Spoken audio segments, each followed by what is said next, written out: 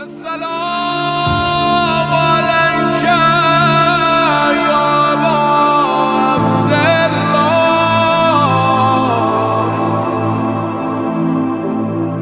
وعلی اللہ التی. عام آدمی نہیں، علامہ کاظم یزدی رحمت اللہ علیہ مختلف حکایت کو ایک جگہ کر کے بیان کر رہا ہوں عزیزوں، جملہ سنیے گا. آغا کاظم یزدی بزرگان جانتے ہیں، اساتذہ جانتے ہیں، کیا کہتے ہیں؟ کوئی بھی مجتہد آج کے زمانے میں بنتا ہے تو عروۃ الوثقی پڑھے بغیر نہیں بنتا. اتنی بڑی مقدس کتاب ہے، لکھنے والے کا نام ہے علامہ سید محمد کاظم یزدی. آغا کاظم یزدی 30-35 سال ایران سے آنے کے بعد نجف اشرف میں قیام پذیر تھے. طالب علم کی زندگی سے بحث خارج دیتے ہوئے اجتہاد کے بڑے درجے پر فائز ہوئے. 30-35 سال کے بعد ان کے ذہن میں یہ خیال آیا کہ چلو وطن جاتے ہیں، واپس اپنے اقارب رشتہ دار دوست احباب سے مل کر واپس آتے ہیں. لیکن اس زمانے کا سفر آسان نہ تھا، اونٹوں پر سفر، راستے کے حالات خراب ہو جائے، کون کہاں مر جائے نہیں معلوم. آغا کاظم یزدی نے بہترین کفن خریدا، اچھے کپڑے کا، قماش کا، اور ایک آدمی کو اجیر بنایا، اجرت دی کہ قبر امیر علیہ السلام کے پاس بیٹھ جاؤ، کفن کو مس کرنا، اس کے بعد پوری قرآن کو کفن پہ تحریر کرنا. اس نے کفن لیا، قبر امام سے مس کیا اور پوری قرآن لکھ دی. لا کر کہتا ہے آغا یزدی میں نے قرآن لکھ دیا، تحریر کر دیا. آغا یزدی نے دیکھا، پھر الگ سے ایک پیسوں کی تھیلی دے کر کہا جاؤ کربلا میں غریب الغربا کے پاس جاؤ، سید الشہداء کے پاس جاؤ اور قبر سے یہ کفن مس کرنا اور اس کے اوپر زیارت وارثہ اور عاشورہ لکھ دینا. یہ اجیر نجف سے گیا، کربلا، کفن کو مس کیا اور زیارت وارثہ اور عاشورہ تحریر کر دیا. عزیزو انصاف سے بتائیے کتنا متبرک کفن ہے. قبر علی سے بھی مس ہے، قرآن بھی تحریر ہے، قبر حسین سے بھی مس ہے، زیارتیں بھی لکھی ہوئی ہے. لا کر دیا. آغا یزدی نے کفن لیا، صندوق میں رکھا، بند کیا اور کسی کو اطلاع نہ دی میرے پاس میرے ساتھ کفن ہے، کسی کو اطلاع نہیں دی. چلے نجف سے، چلتے چلتے جب یزد پہنچے تو عام مولوی محلے کا بھی آتا ہے تو 4 دوستوں اور محلے دار رشتہ دار آ جاتے ہیں استقبال کے لیے. وہ اس دور کے سب سے بڑا مرجع، بڑے عظیم مرجع آغا کاظم یزدی. اب آپ سوچیں، تاریخ یزد میں لکھا ہے ہر کوئی چلا آیا، محلے والا، رشتہ دار، پہچان والا، ہر کوئی استقبال کے لیا. کاظم یزدی آئے، کاظم یزدی آئے. استقبال ہوا، کاظم یزدی گئے.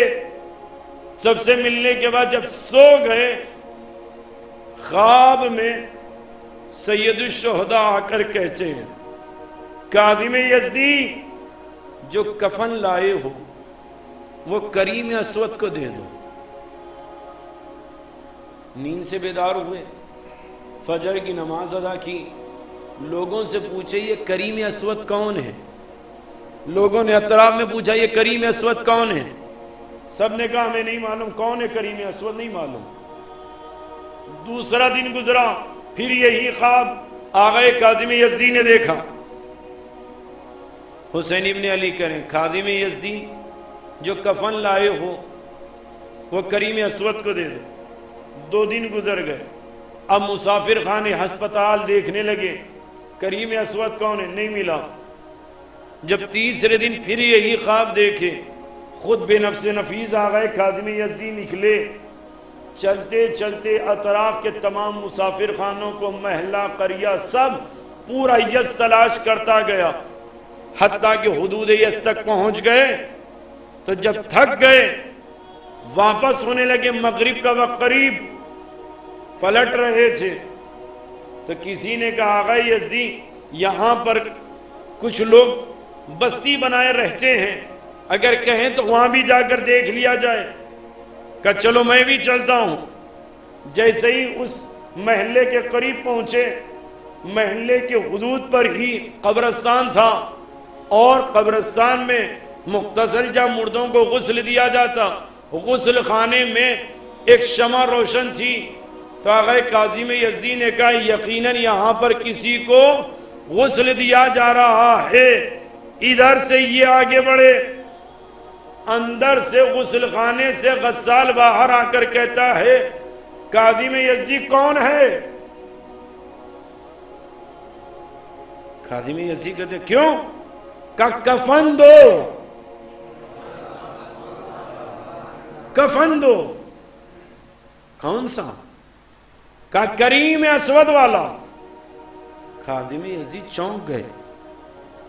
خواب میں نے دیکھا, میں نے صرف کریم اسود کو تلاش کیا, اس کو کفن بھی معلوم, کریم اسود بھی معلوم, میرے پاس کیسے کفن ہے؟ خیر الغرض کفن منگا کر دیا. غسل و کفن دینے کے بعد اس زمانے کے مرجع عالی قدر نے نماز جنازہ پڑھائی. تاریخ یزد میں لکھا ہے سب سے زیادہ مجمع اس آدمی کو تشییع جنازہ کے لیے آ گیا, کھانا دینے کے لیے آ گیا. بڑی عالی شان طریقے سے بہترین کفن, بہترین نماز پڑھانے والا جب غفیر نے تشییع جنازہ کر لے جا کر دفنایا. جب تدفین ہو گئی, آقا کاظم یزدی اس غسل دینے والے کو بلاتے ہیں, کہتے ہیں یہ بتائیے کریم اسود کون ہے؟ کہا میں زیادہ نہیں جانتا, میں بھی ابھی اس منطقے میں آ کر کچھ ہی عرصہ گزرا ہے. کہا پھر کوئی اس کے رشتہ دار؟ کہا کوئی رشتہ دار نہیں, یہ منطقہ, یہ محلہ, یہ بستی انہی لوگوں کی ہے جو پردیس میں یک و تنہا رہتے ہیں, دن میں اپنی کام شغل مشغلے پر توجہ دیتے ہیں, اور رات میں ہم ایک ساتھ رہتے ہیں, یہ انہی کی بستی ہے. کہا کوئی یہ بڑا عالم دین تھا؟ کہا نہیں. کہا کوئی سید زادہ تھا؟ کہا نہیں. کہا پھر اس کریم اسود کے لیے یہ کفن کا اہتمام کیوں ہوا؟ تو غسل دینے والا کہتا ہے ہم ایک چیز جانتے تھے. کہا کیا؟ کہا دن تمام جو چیزیں کماتا تھا اپنی ضرورت کے پیسے رکھتا تھا, اور باقی کے پورے پیسے حسین کے نام پر لٹاتا تھا, اور کربلا کا رخ کر کر کہتا تھا صلی اللہ علیہ یا ابا عبداللہ, مولا آپ پر میرا سلام ہو. مولا مولا میں پردیس میں ہوں, مولا اگر میں مر جاؤں تو میرا لاشا بے غور و کفن نہ پڑا رہے. مولا میرے لاشے کو کوئی تنہا ایسے ہی نہ چھوڑ دے, مولا میرے لاشے کو غسل دینے والا, تدفین دینے والے کا انتظام کر دینا. عزیزو غسل والے نے یہ تمام باتیں آقا کاظم یزدی کو بتا دی.